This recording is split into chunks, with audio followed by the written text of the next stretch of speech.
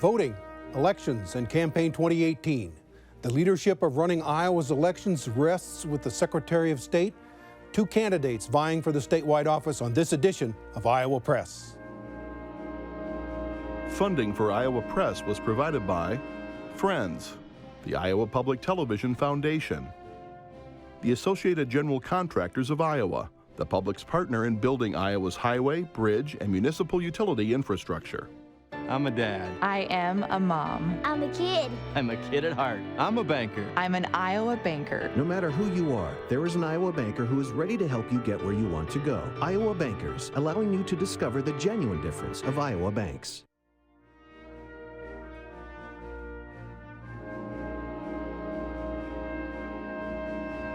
For decades, Iowa Press has brought you politicians and newsmakers from across Iowa and beyond. Now celebrating more than 40 years of broadcast excellence on statewide Iowa Public Television. This is the Friday, September 14 edition of Iowa Press. Here is David Yepsen. Iowa's Secretary of State has long been tasked with oversight of elections. Across 99 counties, the office coordinates and offers guidance during crucial moments of electoral democracy, like our upcoming election on November 6th. The office itself is up for election in 2018 with a pair of candidates deeply divided over issues such as voter ID laws. Republican Paul Pate is seeking a third term as Iowa's Secretary of State after holding the office once in the 1990s and again in 2014. Deidre DeJear won the Iowa Democratic Party's nomination for the post in her first campaign for public office. Welcome to you both. Thank you. Thanks for being with us Thanks today. for having us. And across the table, Erin Murphy is Des Moines Bureau Chief for Lee Enterprises, and Kay Henderson is News Director for Radio Iowa. Mr. Pate, you had a term in this office in the 1990s. You've had one term during this decade. Why do you need another? Well, the job's not done until we are satisfied that we're getting all voters enfranchised and given an opportunity to participate, until we make sure that Iowa stays on the leading edge, and we have been doing a great job at that. We're in the top 6 in the nation for voter participation and registration. We've got to keep going. It's like an election. There's really no finish line. It's ongoing. There's an election almost every week, that's an exaggeration, every month or so in Iowa, so we have to do our very best. Ms. DeJear, what would you do differently? You know, I've been the end user of the Secretary of State's office my entire career. I'm a small business owner. I help other businesses and nonprofits get started. I also am a tremendous voting advocate, and over the last couple of years, I've seen a great need for improvement, especially as it relates to increasing our voter turnout and best connecting with voters. We have 2.4 million voters, eligible voters in our state, and only 1.9 million are active. I'm also a small business owner, and we have over 260,000 businesses in our state, small businesses, providing jobs for about 50% of the workforce. And as I'm working with my businesses, and they're coming from the Secretary of State's office, they're not sure how to navigate doing business in our state. And I want to ensure that that office is not only helping them get started, but connecting them to the resources that are going to help them grow.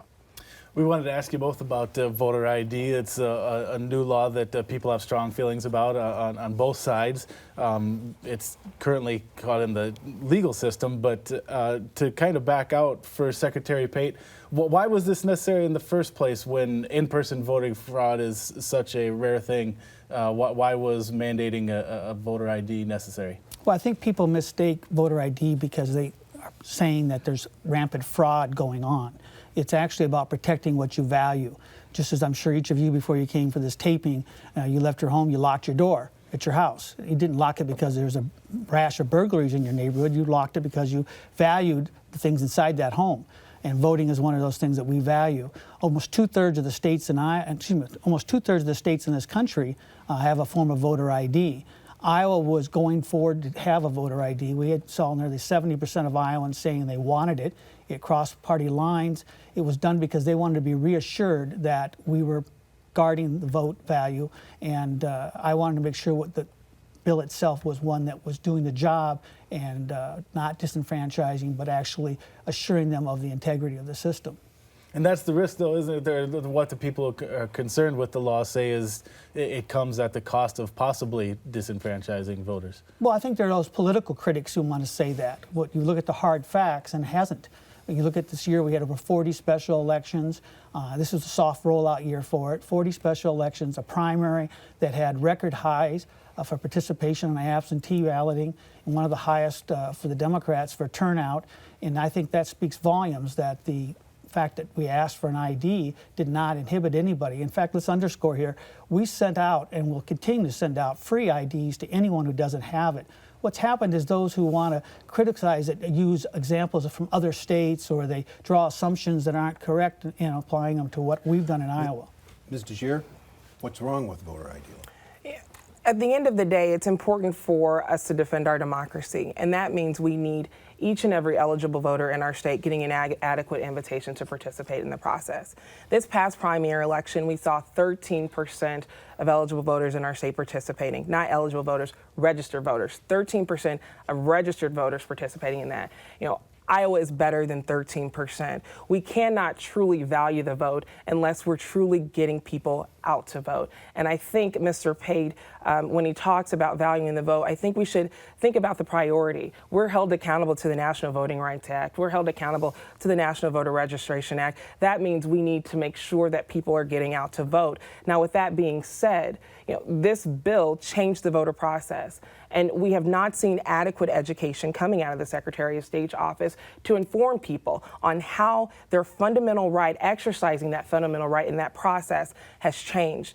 But needless to say, the bill is passed, and the way we get over it is to continuously educate people. And that's the type of Secretary of State I want to be. I want to be the one that's a champion for people's voices and a champion for people's votes, ensuring that we're getting as many eligible voters out there participating in the process. Mr. Pate, critics of this thing also say it's nothing more than Republican voter suppression, that the people that get hurt by these voter ID laws are people in minority groups, older people, and poor people. What do you say to those critics that say this is all part of a Republican effort at voter suppression? Well, I think that's political rhetoric. Yes, it is, but that's what they say. I'd like you to respond to it. And they're entitled to their opinion, but the facts aren't that.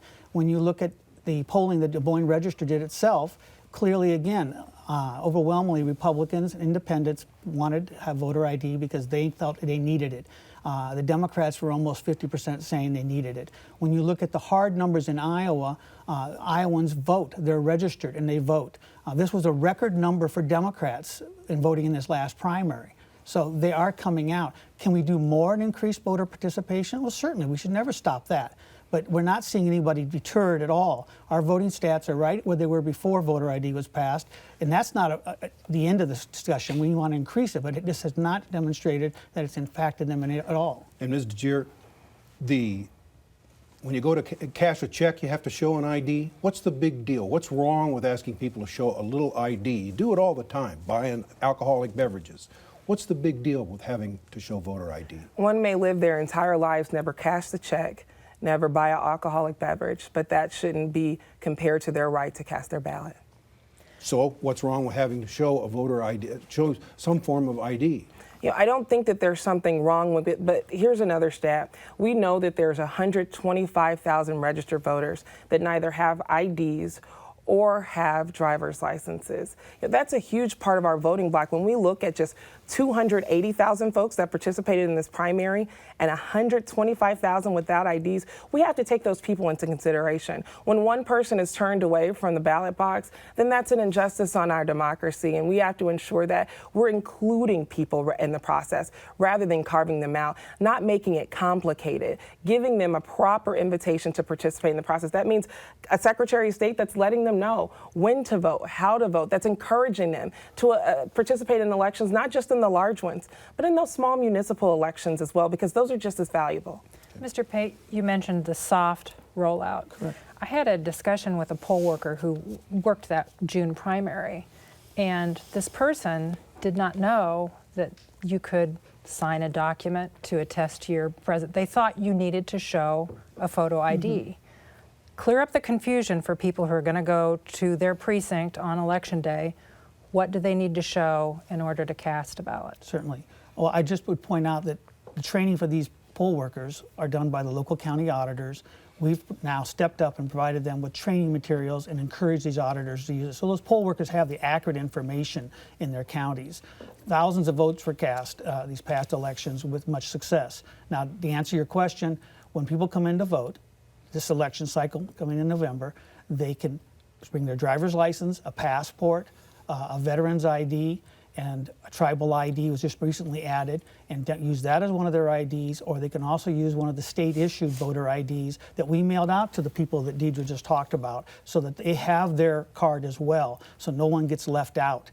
We have added, because of a soft rollout, the option to sign an oath of identity. Simply say, you know, I didn't bring it because I didn't understand all the information at this election, so we have them sign that document, they get to vote. That was key part of the education component that we put in place that most states didn't do, so people would be still successful in voting. So you don't need an ID to vote? Not correct. We would prefer you bring it because this is the dry run. This is the time to get acquainted with it and comfortable with it. What do you make of this rollout, Ms. DeJear? You know, I think that the rollout lacked education. Our county auditors should not have been the brunt of the responsibility for this bill. Our Secretary of State, Mr. Pate, commissioned this bill, and in leading this bill, he should have also provided our county auditors with the adequate training tools, including the training tools that were necessary in those 40 special elections to make this soft rollout clean. You know, I've heard countless and countless of stories of confusion. I remember in the primary, the poll workers were confused, the press was confused, the people voting was confused.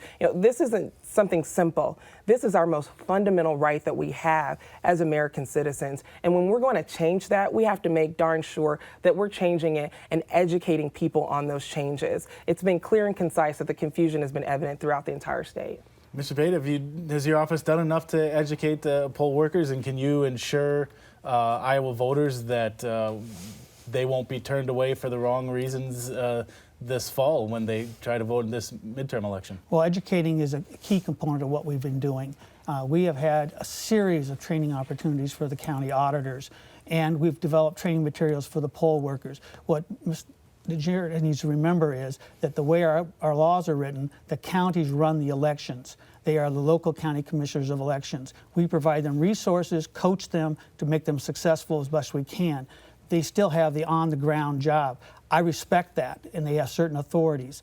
There is a loophole in the state law that does not require auditors to do training for special elections. I intend on having that changed. So the primary and the general election, those poll workers are being trained and were trained. We need to keep that emphasis on so that people will be successful in their voting. Let me also point out, the media continue to get the story wrong. You're right there. There was a Des Moines Register article today, an op-ed piece, talks about photo ID in Iowa. Well, I want to ask, where's the media at? Read the law. Nowhere in there's about a photo ID. Clearly, these myths keep getting pushed. The facts are there. We've worked with over 100 groups in educating people across the state. You name the group, we've invited them. If they're promoting voter ID, we want them to be part of it. Ms. DeJear, media's fault? I still flock to leadership. This is something truly fundamental in our country. And for us to put a lot of time and energy from the Secretary of State's office, taxpayer dollars, into funding this change in voting, we needed clear, concise communication coming from the office, and that does not exist. Mr. Pate, do you bear any responsibility at all for this confusion that we've been talking about? For example, why didn't you advocate just a flat-out change? What is this slow rollout and gradual things and trial runs? Wouldn't it have been cleaner just to do it in one shot? Here's the old law, here's the new? Well, that might be easier just to say it that way, but when it comes to being practical about it, I looked at other states to see how they did it. And anytime you have change, there's going to be some people who haven't picked it up on all the details of it. The soft rollout allowed us to work with those poll workers, to work with the voters. Nobody gets disenfranchised because they all still get to vote whether they have an ID or not. I thought that was the best approach. And what about shortening the amount of time people have to cast absentee ballots? Well, that was not in my original bill, as you know, David. I think the intent was very clear. There was those who were concerned about the campaigns voting too early, and we saw that in the primary, the gubernatorial primary on the Democrat side, where so it wasn't aimed at the Democrats who tend to use absentees? I don't think it was at all. Ms. DeJear, was that aimed at Democrats? You know, I don't know where it was named, but I could tell you who it impacted. In the primary, when early voting actually started at the time of the primary, our students were transitioning. They were either in finals week, they were trying to figure out where they were going to live for the summer. That 11 days, although it may seem minute, specifically carve them out of the process. And students are our next voting bloc. They're the next generation, the folks that are going to get engaged. And we have to ensure that as they're here in our state learning, that we need to also ensure that they're voting. That's how I first got connected with the voter process. We want to move on to other topics, but real quick, this is a law that's in the courts right now. It was a legislative process, as you talked about, largely out of your hands if elected to this office. So is there something that you would seek to do as Secretary of State, or is talking about this just kind of a way to motivate Democratic voters who feel strongly about this? Just what I said earlier, it's passed. And my dad always taught me, don't harp on the hurdle. Figure out a way to get over it. You get over it by getting out there and connecting with voters, and that's how we do it. But we have to have a Secretary of State that's invested in doing just that. Okay. Let's talk about the security of the vote. Mr. Pate, are the Russians coming? Well, I think they've been coming for many years. The Cold War is not over. They've been coming for many, many years and trying to influence our government and our processes. But do you think the vote that Iowans cast? I believe that we have the protection in place to keep those Russians and any other outsider from coming in and influencing our elections because of a couple key factors. One, we don't vote on the internet. We vote with paper ballot. That's pretty simplistic, but that's a really important part. Again, back to the poll workers. Those are your neighbors working at the polling sites, another safeguard. Those are two key elements. Now, let's not underestimate the influence of propaganda and social media and these dirty tricks that they play to try to confuse voters. That's important, and I would call it trust. We need to work very hard to assure the voters they can trust the elections process, whether it be their county auditors or the Secretary of State's office, and that's the message I'm carrying between now and November. Ms. DeJear, if you were Secretary of State, what would you be doing to counter Russian influence and the idea that the Russians would try to hack the election? Yeah, the Center for American Progress gives our cyber hygiene, if you will, a C rating. And Iowa's better than a C rating.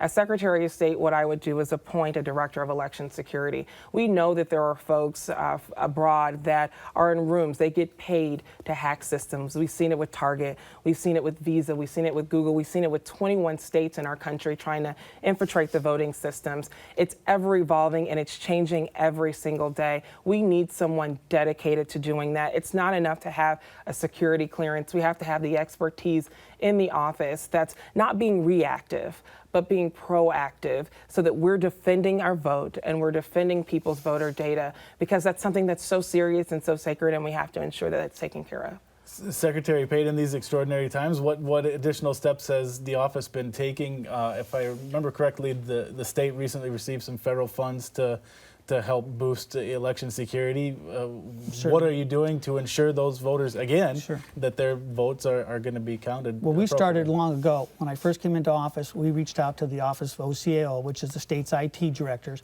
had them come in and do a complete review of our cyber systems to make sure we had all the safeguards in, it's available. We've been partnering with the FBI, we've been partnering with the National Guard Cybersecurity, we partner with Homeland Security. All these partnering together, we have put various filtering systems in, scanning systems in. We do have a cyber coach and navigator in our system. We do work with the OCIO office. We take it very, very seriously.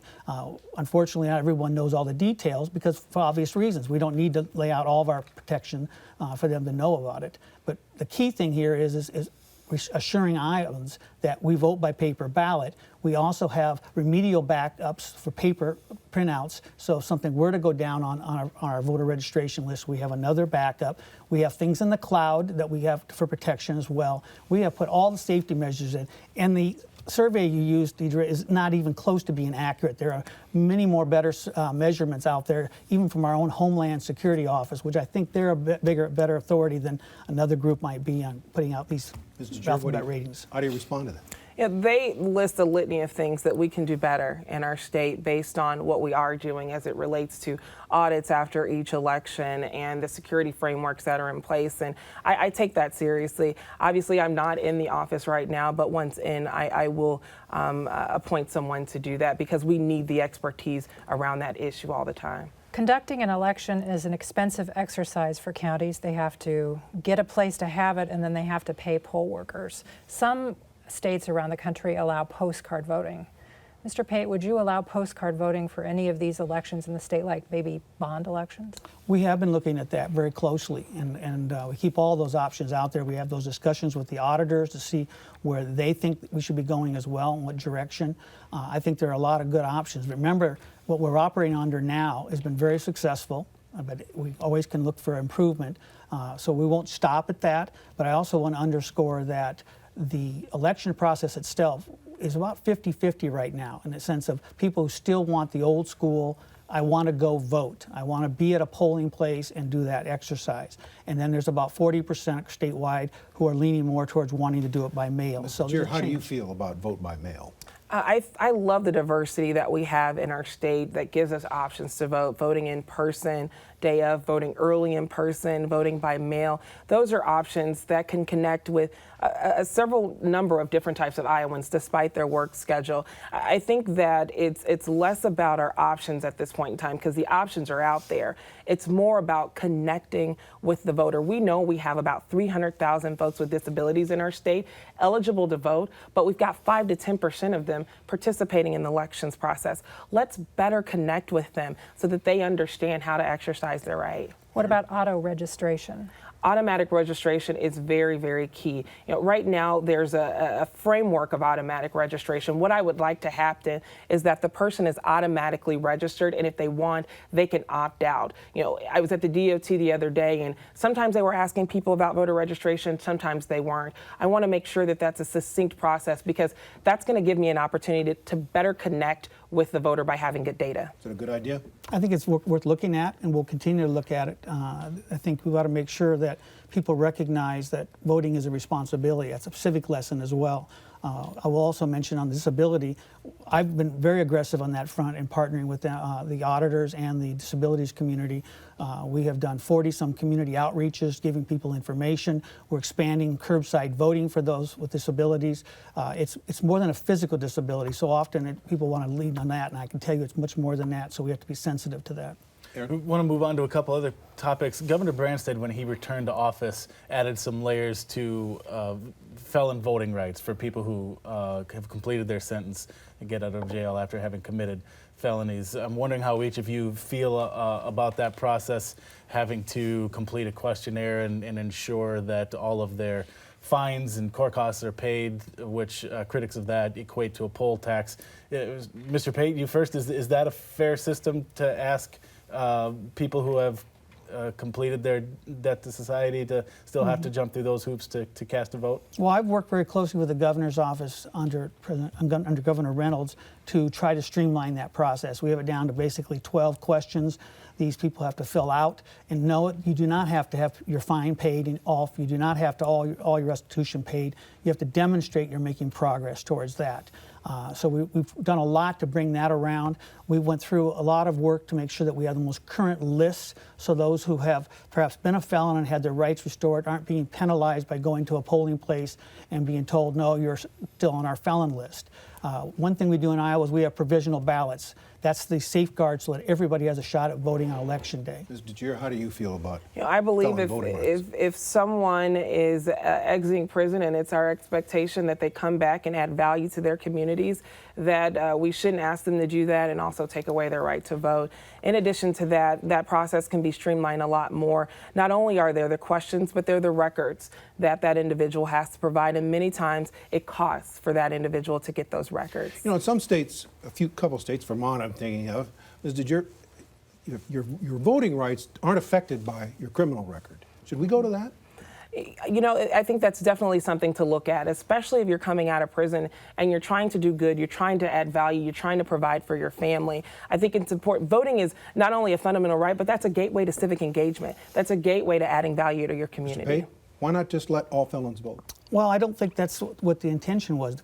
When the legislature passed the various laws about criminal charges and that, they clearly said that we want you to complete your time in jail, and also you need to show restitution in some form or another. And parole is part of that. Let's not mistake that. Just because you're on a parole does not mean you're back as a citizen with all your rights. And what they're doing with felons, that are saying you need to take a few more steps. So I think what we're doing in Iowa is a fair way to do it. I would challenge others to help these people with their voter registration efforts if they want to do something. We have half a minute left. Both of you have been active in your respective parties. What do you say to people from the other party to assure them that you would be an impartial administrator of this office, Mr. Pate? Well, first off, Secretary of States cannot be partisan. They have to be the umpire. You don't get to wear a shirt, team shirt, on one side or the other. You've got to really play down the line what the rules are and assure Iowans of that. And that's what I want to tell them. My record shows I've been doing that. I've worked with Democrat and Republican county auditors to get the job done. Ms. DeJear? I believe partisanship has to stay as far away from this office as possible. I've worked in both partisan and nonpartisan elections. I believe in the value of the vote, and the person is a voter before they're a Democrat, before they're a Republican. I just want people to vote. And I wish I had more time, but we're out of it. Thank you both for being with us. Good luck to you both in the campaign trail. Thank you. And thank you for joining us. We'll be back with another edition of Iowa Press next week. Catch Iowa Press at our regular times, 7:30 Friday night and noon on Sunday on IPTV's main channel, with a rebroadcast Saturday morning on our .3 World channel. For all of us here at Iowa Public Television, I'm David Yepsen, and thanks for joining us today.